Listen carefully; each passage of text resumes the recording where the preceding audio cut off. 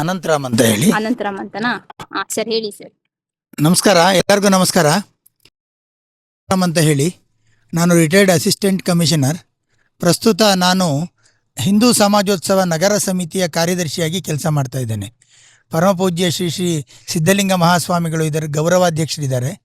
ಖ್ಯಾತ ಕೈಗಾರಿಕೋದ್ಯಮಿ H G Chandrashekhar ಅವರು ಇದರ ಕಾರ್ಯಾಧ್ಯಕ್ಷರಿದ್ದಾರೆ. ನಾನು ಕಾರ್ಯದರ್ಶಿಯಾಗಿ ಕೆಲಸ ಮಾಡ್ತಾ ಇದ್ದೇನೆ. ಹಿಂದೂ ಸಮಾಜೋತ್ಸವ ನಗರದಲ್ಲಿ ಎಲ್ಲ ಬಡಾವಣೆಗಳಲ್ಲಿ ನಡೀಬೇಕು ಅನ್ನೋದು ನಮ್ಮದು ಉದ್ದೇಶ. ಈಗಾಗಲೇ ಸಂಘಕ್ಕೆ 100 ವರ್ಷ ಆಗಿದೆ, RSSಗೆ 100 ವರ್ಷಗಳಾಗಿವೆ. ಈ ಸಂದರ್ಭದಲ್ಲಿ ಇಡೀ ದೇಶದಲ್ಲಿ 1 ಲಕ್ಷಕ್ಕೂ ಹೆಚ್ಚು ಹಿಂದೂ ಸಮಾಜೋತ್ಸವಗಳನ್ನು ಮಾಡಬೇಕು ಅಂತ ಒಂದು ಯೋಜನೆ ಇದೆ. ಕರ್ನಾಟಕದಲ್ಲಿ 3,000ಕ್ಕೂ ಹೆಚ್ಚು ಹಿಂದೂ ಸಮಾಜೋತ್ಸವಗಳನ್ನು ಆಚರಿಸಬೇಕು ಅಂತ ಹೇಳಿ ನಮ್ಮದು ಈ ಒಂದು ಯೋಜನೆ ಇದೆ. ಈ ನಿಟ್ಟಿನಲ್ಲಿ ತುಮಕೂರು ನಗರದಲ್ಲಿಯೂ ಸಹ ನಾವು 35 ವಾರ್ಡ್ಗಳಲ್ಲಿಯೂ ಸಹ ಹಿಂದೂ ಸಮಾಜೋತ್ಸವನ ಆಚರಣೆ ಮಾಡಬೇಕು ಅಂತೇಳಿ ಯೋಚಿಸಿದ್ದೇವೆ. ಈಗಾಗಲೇ ನಾವು ಒಂದು 25 ಕಾರ್ಯಕ್ರಮಗಳು ನಿಶ್ಚಯ ಆಗಿವೆ.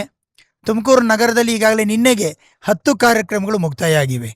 ನಾಳೆ ಭಾನುವಾರ ಒಂದು 3 ಕಾರ್ಯಕ್ರಮಗಳು ನಗರದಲ್ಲಿ ನಡೀತಾ ಇವೆ. ಸೊ ಜಯನಗರದಲ್ಲಿ ಒಂದು ಕಾರ್ಯಕ್ರಮ, ಕ್ಯಾತ್ಸಂದ್ರದಲ್ಲಿ ಒಂದು, ಕಾಳಿದಾಸನಗರ ಮತ್ತು ಹೌಸಿಂಗ್ ಬೋರ್ಡ್ ಕಾಲೋನಿ ಸೇರಿ ಒಂದು ಕಾರ್ಯಕ್ರಮ ನಾಳೆ ಇಲ್ಲಿ ನಡೀತಾ ಇದೆ.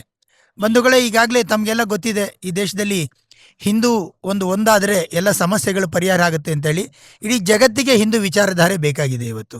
ಸೊ ಎಲ್ಲ ಸಮಸ್ಯೆಗಳು ಹಿಂದೂ ವಿಚಾರಧಾರೆಯಿಂದ ಮಾತ್ರ ಪರಿಹಾರ ಆಗುವಂಥದ್ದು ಅಂತ ಹೇಳಿ ಇಡೀ ಜಗತ್ತಿಗೆ ಇವತ್ತು ನೆನಪಿಗೆ ಬರ್ತಾ ಇದೆ. ಸೊ ಈ ನಿಟ್ಟಿನಲ್ಲಿ ನಾವು ಎಲ್ಲ ಪ್ರದೇಶಗಳಲ್ಲಿ, ಎಲ್ಲ ಭಾಗಗಳಲ್ಲಿ ಹಿಂದೂಗಳನ್ನು ಒಗ್ಗೂಡಿಸಿ ಅವರಿಗೆ ಈ ಒಂದು ಒಗ್ಗಟ್ಟಿನ ಅರಿವನ್ನು ಮೂಡಿಸಿ, ತನ್ಮೂಲಕ ನಾವು ಯಾವುದೇ ಅಸಮಾನತೆ ನಮ್ಮಲ್ಲಿಲ್ಲ, ಜಾತಿ ವರ್ಗ ಭೇದ ಈ ಯಾವುದನ್ನು ಸಹ ಇಟ್ಕೊಳ್ಳೋದಿಲ್ಲೇನೆ ನಾವೆಲ್ಲ ಒಂದಾಗಿರಬೇಕು. ಆಗ ಮಾತ್ರ ನಮ್ಮ ಎಲ್ಲ ದೇಶದ ಎಲ್ಲ ಸಮಸ್ಯೆಗಳನ್ನು ಪರಿಹಾರ ಮಾಡೋದಕ್ಕೆ ಸಾಧ್ಯ ಅನ್ನೋ ಒಂದು ಉದ್ದೇಶವನ್ನು ಇಟ್ಕೊಂಡು ಹಿಂದೂಗಳನ್ನು ಅರಿವು ಮೂಡಿಸ್ಬೇಕು ಅಂತ ಹಿಂದೂ ಸಮಾಜೋತ್ಸವವನ್ನು ಮಾಡ್ತಾ ಇದ್ದೇವೆ. ಅದು ಈ ಸಂದರ್ಭದಲ್ಲಿ ಒಂದು ಹಬ್ಬದ ವಾತಾವರಣದಲ್ಲಿ ಕಾರ್ಯಕ್ರಮವನ್ನು ನಾವು ಮಾಡ್ತಾ ಇದ್ದೀವಿ.